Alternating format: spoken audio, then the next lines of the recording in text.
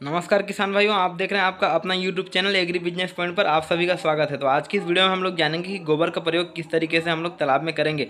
तो यदि आप अपने तालाब में गोबर का प्रयोग करते हैं या गोबर का प्रयोग करना चाहते हैं तो ये वीडियो आपके लिए बहुत ही इंपॉर्टेंट होने वाला है, क्योंकि इस वीडियो के माध्यम से मैं आपसे जितने भी गोबर के प्रयोग से संबंधित सवाल हैं एवं उनके जवाब डिस्कस करने वाला हूं। तो आइए हम लोग वीडियो में आगे जानते हैं क्या हम लोग तालाब में गोबर का प्रयोग कर सकते हैं। तो जी हाँ, हम लोग तालाब में बिल्कुल गोबर का प्रयोग कर सकते हैं, परंतु कैसे गोबर का हमें प्रयोग करना चाहिए। सूखे गोबर का प्रयोग करना चाहिए, गीले गोबर का प्रयोग करना चाहिए या फिर सड़े हुए गोबर का प्रयोग करना चाहिए। तो यदि आपका तालाब नया तालाब है तो उसमें आप तीनों में से किसी भी प्रकार का गोबर का प्रयोग कर सकते हैं, परंतु जो सड़ा हुआ गोबर होता है वो ज़्यादा अच्छा होगा। क्या गोबर खिला करके मछलियों को बढ़ाया जा सकता है? तो इसका जवाब है नहीं, गोबर खिला करके मछलियों को बढ़ाया नहीं जा सकता, क्योंकि गोबर में उतना प्रोटीन नहीं होता है। मछलियों को बढ़ने के लिए प्रोटीन की आवश्यकता होती है, बिना प्रोटीन के नहीं बढ़ाया जा सकता। और जो ऐसा बोलते हैं कि गोबर खिला करके मछलियों को बड़ा किया जा सकता है, वो बिल्कुल झूठ बोल रहे हैं। तो फिर तालाब में हम लोग गोबर डालते क्यों हैं? क्योंकि गोबर डालने से हमें बहुत लाभ होता है। क्या क्या लाभ होता है वो मैं आगे वीडियो में डिस्कस करने वाला हूँ। अगला सवाल है, तालाब में किसका गोबर डालना ज़्यादा अच्छा होता है? तो तालाब में हम लोग गाय, भैंस, मुर्गी या बतख का गोबर डाल सकते हैं, परंतु इन सभी में से किसका गोबर ज़्यादा अच्छा होगा? तो गाय, भैंस या मुर्गी या फिर बतख। तो इसमें मुर्गी का या फिर बतख जो है, इसका अगर पोल्ट्री बीट मिल रहा है तो ये जो पोल्ट्री बीट होता है या फिर इसका जो गोबर है मुर्गियों का, वो ज़्यादा अच्छा होता है गाय या भैंस के गोबर की तुलना में, क्योंकि इसमें पोषक तत्वों की मात्रा, नाइट्रोजन, फास्फोरस या पोटेशियम की मात्रा जो है वो गाय या भैंस के गोबर की तुलना में अधिक मात्रा में होती है। क्या तालाब में रोज़ गोबर डालना चाहिए या रोज़ गोबर डाल सकते हैं? तो तालाब में रोज़ गोबर नहीं डालना चाहिए। ज़्यादा गोबर डालने से उसमें गैस बनने लगता है, जिससे मछलियाँ मर सकती है।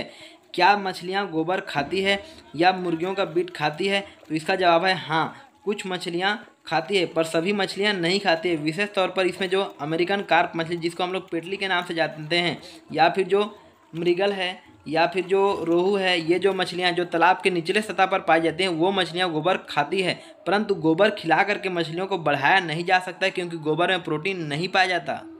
अगला सवाल है कि हमें तालाब में गोबर कब डालना चाहिए? तो यदि तालाब नया है तो बच्चा डालने से पहले गोबर डाल देंगे तो ज़्यादा अच्छा होगा, परंतु यदि बच्चा डालने के बाद भी तालाब के पानी का रंग हरा नहीं हो रहा है, प्लैंकटन पर्याप्त मात्रा में नहीं बन रहा है, तो गोबर हमें बाद में भी डाल सकते हैं। बच्चा डालने के बाद भी गोबर का प्रयोग किया जा सकता है।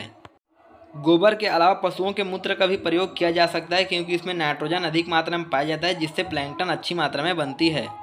अगला सवाल है, गोबर के प्रयोग के कितने दिन बाद पानी का रंग हरा हो जाता है? तो इसको कम से कम 3 से 4 दिन लग जाता है। गोबर के प्रयोग के बाद 3 से 4 दिन में पानी का रंग हरा हो जाता है। कम से कम गोबर का असर 8 से 10 दिन तक रहता है। इसी वजह से हमें 8 से 10 दिन तक गोबर का प्रयोग नहीं करना चाहिए। एक बार डालने के बाद कम से कम उतना दिन का अंतराल रखना चाहिए। यदि गोबर नहीं मिल रहा है तो क्या करना चाहिए? यदि गोबर नहीं मिल रहा है तो हम लोग रासायनिक खाद का भी प्रयोग कर सकते हैं, परंतु रासायनिक खाद कितना मात्रा में डालेंगे, कब डालेंगे, ये मैं अगली वीडियो में बताऊंगा। इस वीडियो में बताऊंगा तो वीडियो कुछ ज़्यादा ही लंबा हो जाएगा और आप लोग के पास भी उतना समय नहीं रहता है। तो इसके अलावा दूसरे जैविक खाद का भी प्रयोग कर सकते हैं, जैसे कि हरी खाद का प्रयोग कर सकते हैं, महुआ की खली का प्रयोग कर सकते हैं। इसके बाद नेक्स्ट हम लोग जानेंगे कि गोबर खाद के प्रयोग से क्या या गोबर के प्रयोग से क्या क्या लाभ है।